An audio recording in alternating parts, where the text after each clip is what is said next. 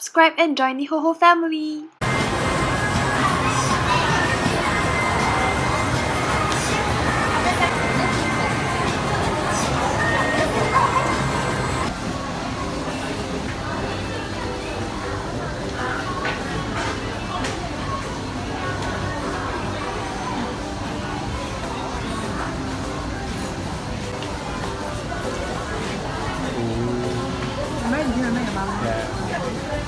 Good morning, dear Hohos. It's Happy Wednesday.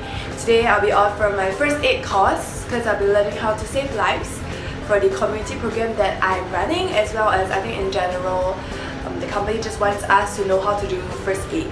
Bad thing is I'm afraid of the blood, so it's a challenge to really just muster the courage to go for this course.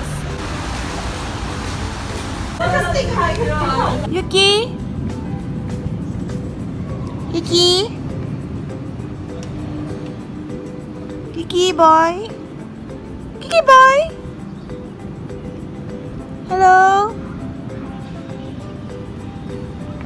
Oh no!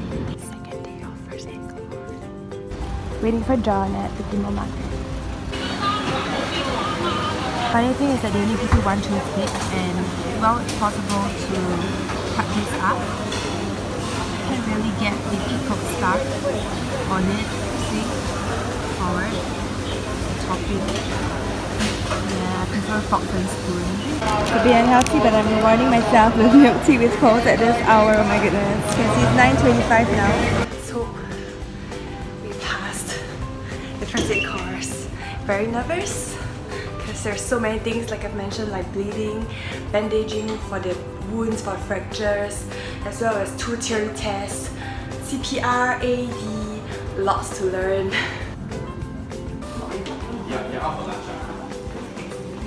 Because of the taste, is it? Or like texture? Watching Susan Milan's Asia Recruit Season 2. Wow. This boy just wants to be stroked and given attention. Right, Yuki? Strokey, strokey. Hello. Good morning, dear Hohos. We're having a variety of things today. Firstly, this is the soybean curd that is warm.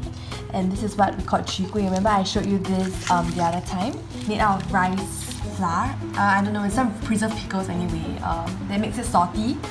And this is steamed yam cake. It's a mixture of yam and a bit of I think rice flour and chili and the sauce. And over here we have otah.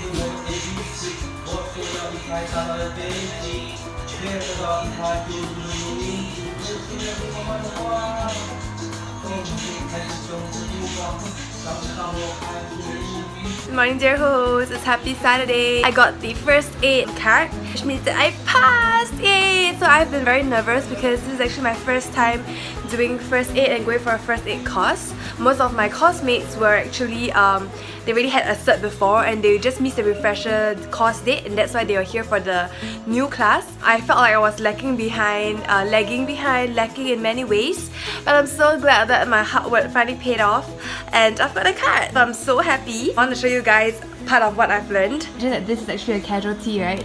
The baobab, hairy baobab over here. A casualty lying down here. What you have to do is to remember a few letters. D, R, S, B, C.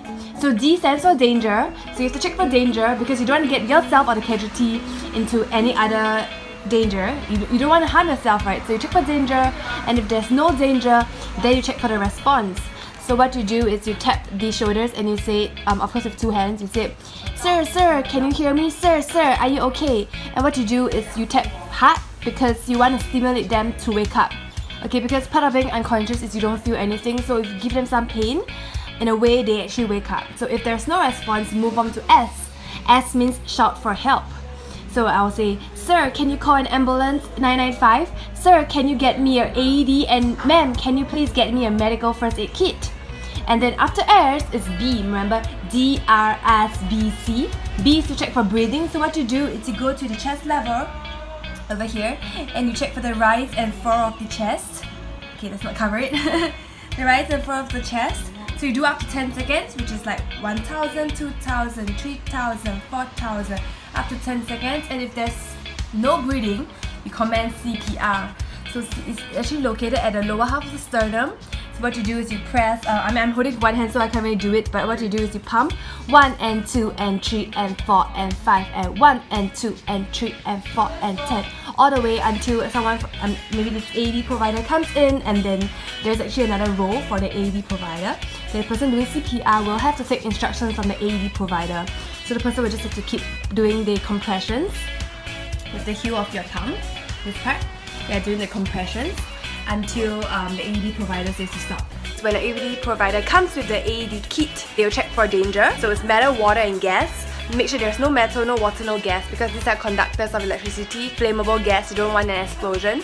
So if there's no danger, what you do is you inform the CPR person, AED is here, please continue with CPR. AED provider will begin the chest preparations wearing gloves, using scissors to cut open the shirt to expose the chest area, remove any medical patches, shave the chest if it's hairy, check if there's a pacemaker, put the jewelry to the side. So these are all the steps that you can find in the AED kit. This chest preparation is done with using a cloth to wipe off any moisture and oh my goodness, and hair from the chest. And make sure that if there's a pacemaker, what you do is you put 4 fingers away and then the patch should be around here. Turn on the AED kit and put the patches on, plug it in, and you will just wait for the instructions. So the AED will actually say analyzing heart rhythm. At this point in time, the AED provider has to say stand clear, and the CPR rescuer and the AED provider has to put their hands like a Titanic and stand clear, because you cannot touch the casualty, if not you might risk yourself getting shocked as well.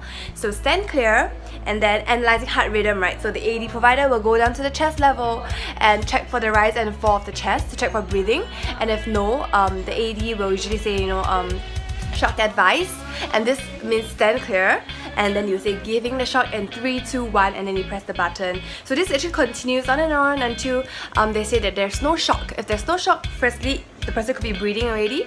Second thing is that just a flat line, so AED is not gonna work. So this is the scenario that we have to do until the paramedics come, and before that, AED probably has to do a secondary check to check for other injuries, and to report to the paramedics you have to say how many CPRs have been done, how many compressions, how many shots were delivered, any medical history that you know of, as well as to check which hospital you're going to send the casualty to, and lastly, very importantly, whether they are willing to take over. So once they say yep, they're willing and they're ready to take over, so what we do is we just plug out, AED provider plugs it out and keep it to the chest area and then pick it up. I was forgot to mention that we have to put the patient, the casualty, in a recovery position and monitor for vital signs before the paramedics take over. So for vital signs, you're looking for maintaining the responsiveness by asking very simple questions, not too complex, because at that point in time their mind will be too confused to think about a lot of things, and as well as breathing every 2 minutes to ensure that there's enough oxygen in the whole body. These are all very important life skills that is necessary in times of emergency. My hope is that I can still remember DRSBC even when in times of emergency, because sometimes you get like a mind block and just don't remember stuff. I guess I feel a bit more comforted that if my loved ones collapse, at least I can still do something for them. I hope that I can remember all the steps. Sometimes when you panic, you just don't remember. Nevertheless, I guess it's somewhere in my brain.